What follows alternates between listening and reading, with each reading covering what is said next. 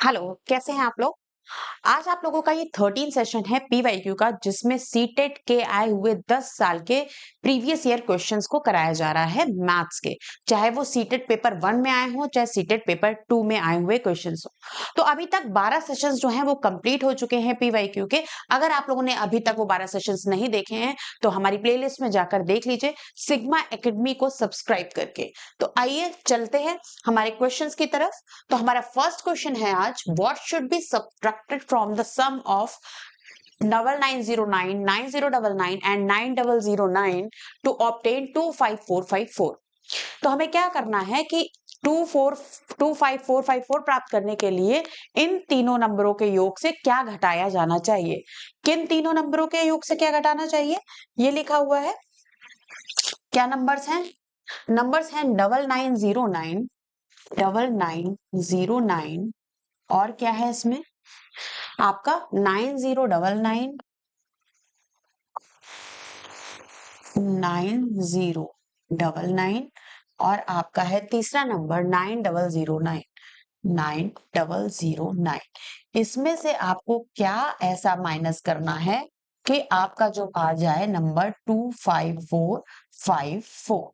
ठीक है, तो इसके लिए हम लोग क्या करेंगे, इन तीनों नंबर्स को पहले ऐड कर लेंगे। ऐड करने के लिए क्या होगा, इनका एडिशन 9909, 9099 और 9009। इसको ऐड करेंगे, 9 2 जा 80, 9 3 जा 27, 2 आया, 9 और 2 11, 10, 9 27 28, क्या आया 28017। यहाँ पर आया आपका 28017 माइनस x इक्वल्स टू 25454। अब आपको निकालना क्या है, आपको निकालना है x। x की वैल्यू कैसे निकालेंगे, 25454 में से हम लोग माइनस करेंगे 28017। तो 14 में से 7 माइनस करेंगे, यही तो नंबर है। 25454 में से 28017 माइनस करेंगे तो यहां पर क्या होगा, x उधर जाएगा और क्या होगा, आपके 2801 में से क्या है, उल्टा लिख गया है यहाँ पर क्या होगा, 28017 में से आप 25454 माइनस करेंगे। 7 में से 4 माइनस करेंगे तो क्या आएगा, 3 आएगा। तो यहाँ पर आप देख रहे हैं यूनिट डिजिट 3 आएगी, जहां पर वही आपका आंसर है। ऐसा एक ही ऑप्शन है जहां आपका यूनिट डिजिट में 3 है, वो है आपका बी ऑप्शन। 7 में से 4 माइनस किया 3, 11 में से 5 माइनस करेंगे 6। अब देखिए आपका आंसर आ रहा है कि जहां पर 63 है वही आंसर आएगा। यहाँ पर जो माइनस करके आएगा आपका 2563 आएगा, जो कि option number B correct option है। यहाँ आप सिर्फ यूनिट डिजिट ही, मतलब जैसे ही आप माइनस करेंगे 7, ये आपका माइनस जैसे ही आप करेंगे 7 में से 4 को, वैसे ही आपका जो लास्ट डिजिट आएगा 3, उसी से आपको पता चल जाएगा कि आपका आंसर क्या होगा, 2563 होगा, क्योंकि यूनिट डिजिट में 3 केवल एक ही ऑप्शन में है, वो है ऑप्शन बी। तो सबसे पहले कोशिश क्या करिए, कोई भी क्वेश्चन करें तो पूरा मत सॉल्व करिए, आप पहले देखा करिए कि क्या एक कोई ऐसा नंबर आ रहा है, क्या कोई ऐसी डिजिट आ रही है जो वहां पर ऑप्शन में आपको कोई डिजिट नहीं दी गई है। ऐसी सिर्फ एक ही डिजिट है, जैसे यहाँ पर 3 देख के आप डायरेक्ट ऑप्शन को टिक कर सकते हैं, आगे आपको माइनस करने की जरूरत और नहीं है। ठीक है, नेक्स्ट क्वेश्चन की तरफ आगे बढ़ते हैं। ये क्वेश्चन जो है आपका, ये देखिए 21 जनवरी 2024 के शिफ्ट 2 में पूछा गया था। तो देख लीजिए पेपर 1 में किस तरीके के क्वेश्चंस आते हैं मैथ्स में, इतने इजी क्वेश्चंस आते हैं। सीटेट निकालना आपके लिए पेपर 1 के लिए तो बहुत ही इजी है। सेकंड में आता है 1 millimetre is same as, 1 millimetre की बात की गई है और आंसर आया है मीटर या फिर सेंटीमीटर में।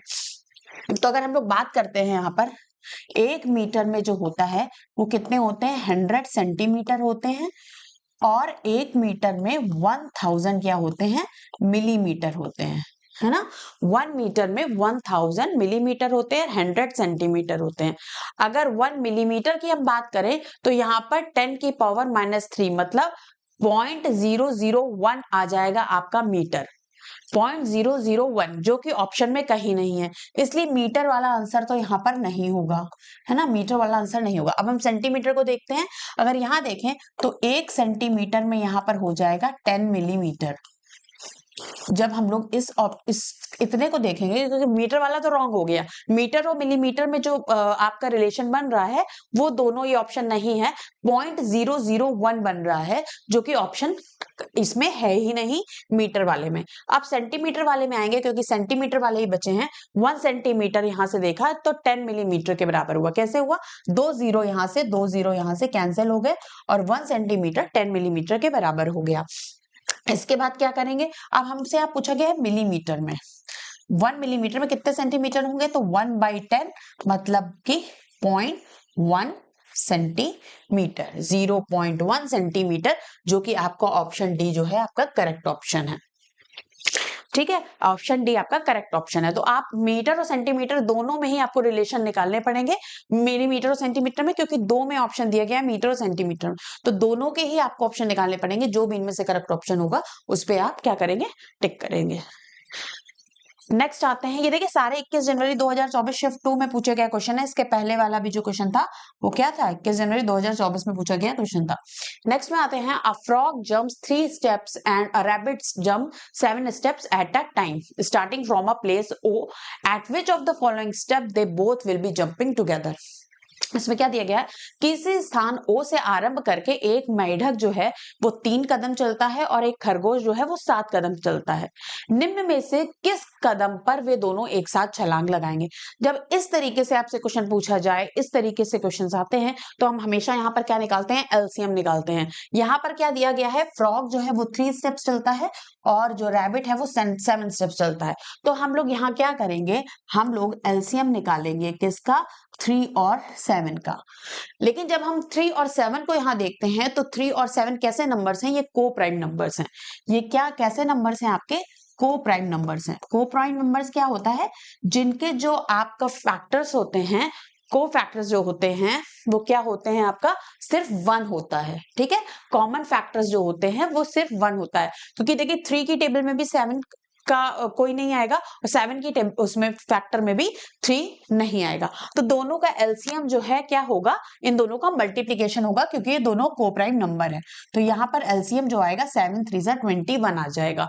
क्यों आ जाएगा इसका मल्टीप्लीकेशन? क्योंकि को प्राइम नंबर है, इनका कोई भी कॉमन फैक्टर क्या 1 के अलावा नहीं है, इसलिए इनका क्या हो जाएगा? मल्टीप्लीकेशन 21 ही इसका एलसीएम हो जाएगा। अब यहाँ 21 देख रहे हैं आप, कोई आंसर नहीं है, 21 का कोई आंसर नहीं है। तो अब क्या करेंगे हम?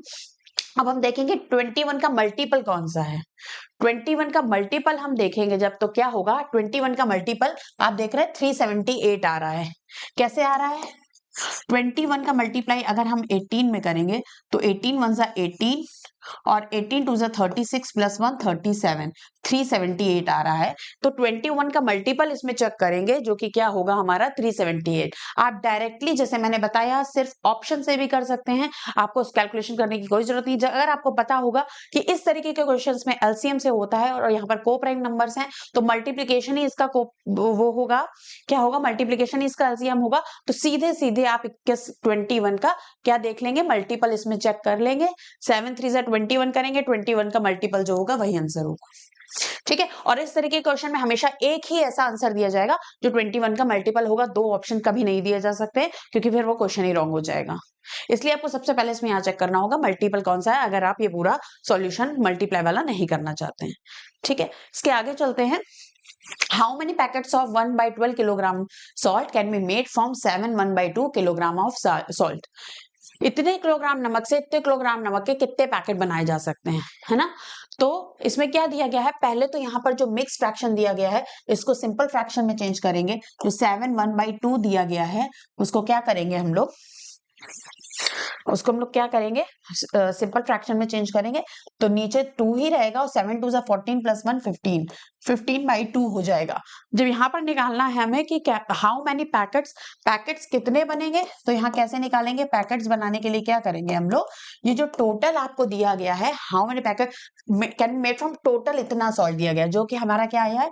15/2 आया है। ठीक है, इसको हम लोग क्या करेंगे? किससे डिवाइड करेंगे? जितने के पैकेट आपको बनाने हैं, 1/12 किलोग्राम सॉल्ट के पैकेट आपको बनाने हैं, तो इससे क्या करेंगे? डिवाइड करेंगे।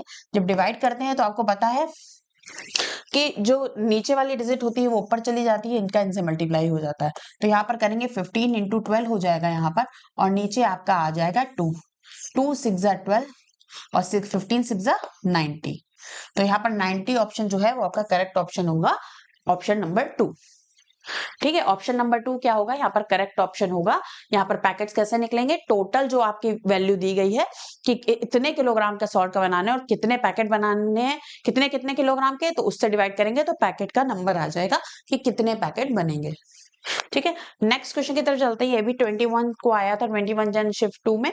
ये भी 21 जन शिफ्ट 2 में क्वेश्चन पूछा गया है 2024। देखिए 2024 के क्वेश्चन है, अभी के क्वेश्चन है, और किस तरीके का लेवल है 24 के क्वेश्चन में आप लोग ये देख रहे हैं सीटेट के मैथ्स पेपर 1 में। तो मैथ्स पेपर 1 बहुत ही ईजी है, बिल्कुल आप इसी बार दिसंबर 2024 में अपना सीटेट का एग्जाम क्लियर करिए, क्योंकि आपके पास ज्यादा टाइम नहीं रहता है किसी भी एग्जाम को। इसको एग्जाम क्लियर करेंगे तब आपके पास जो भी वैकेंसी आएगी, अब तो सीटेट हर जगह के लिए मान्य हो गया है, किसी भी आप स्टेट में कोई भी वैकेंसी टीचिंग की आती है तो आप आराम से उसको भर सकते हैं अगर आपका सीटेट का एग्जाम क्लियर है। तो फटाफट से सीटेट का एग्जाम आप क्लियर करिए, और सबसे ज्यादा जो मददगार साबित होगा आपको सीटेट के एग्जाम क्लियर करने में वो होगा पीवाईक्यू।